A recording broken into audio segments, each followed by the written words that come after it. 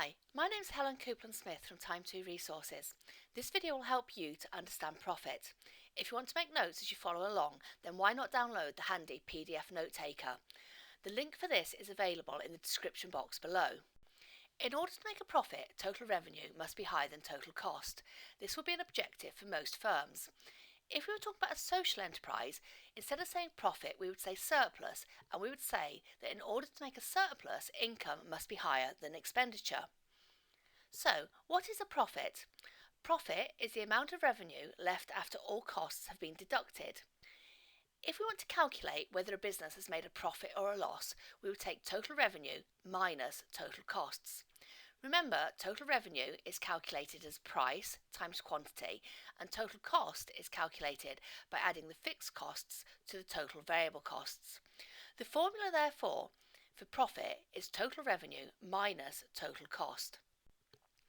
Let's look at a numerical example. Assume our business makes chairs. The fixed costs are £100,000, the variable costs are £50 per unit, and the selling price is £130. If we would show all of this information on a table, we can see that we have the total revenue. We then are adding together the fixed costs and the variable costs to calculate the total cost. If we want to calculate profit or loss, we don't need all of this information. We only need the information for the total revenue and the total cost. If we look at a simplified version of our table that just shows revenue and costs, we can see how to calculate profit or loss. If a business makes 500 units and sells 500 units, it has a total revenue of £65,000, a total cost of £125,000, which means it has made a loss of £60,000. How did we calculate this? Total revenue of £65,000 minus total cost of £125,000 gives us a negative figure of £60,000. If the figure is negative, we always show this in brackets. When the figure becomes positive, we take the brackets away. Why not pause the video now whilst you fill in the rest of this table? How did you get on? We can now see that if the business sells 1,000 units, it's still making a loss of £20,000. By the time the business is selling 1,500 units, it has moved into profit. It now has a profit of £20,000. And by the time the output is 2,000 units, it has achieved a profit of £40,000.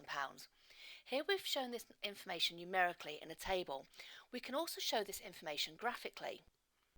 We can show this information on our graph by shading the relevant areas. The blue triangle represents the area where the business is making a profit. The green triangle represents the area where the business is making a loss. Let's see if we can draw this accurately using the example of our chair business. Here we can see that the total cost line starts at £100,000 and slopes upwards. The £100,000 was the fixed costs of the business. Let's assume that the business is selling 1,500 chairs. If we draw a line upwards from 1,500, we can see that it will touch both the total cost and the total revenue line. From this, we can read across onto the vertical axes. First of all, we read across our total costs, and then we can draw a line across to read our total revenue. The difference between these two is our profit. Here, the profit is £20,000. If a business wants to increase profits, it has two options. It can either look to increase total revenue or to lower total costs. I guess there's a third option as well. It could try and achieve both of these. Let's take an example where a business wants to lower its total cost. One way in which it could do this is by finding a new supplier, a supplier of cheaper raw materials maybe.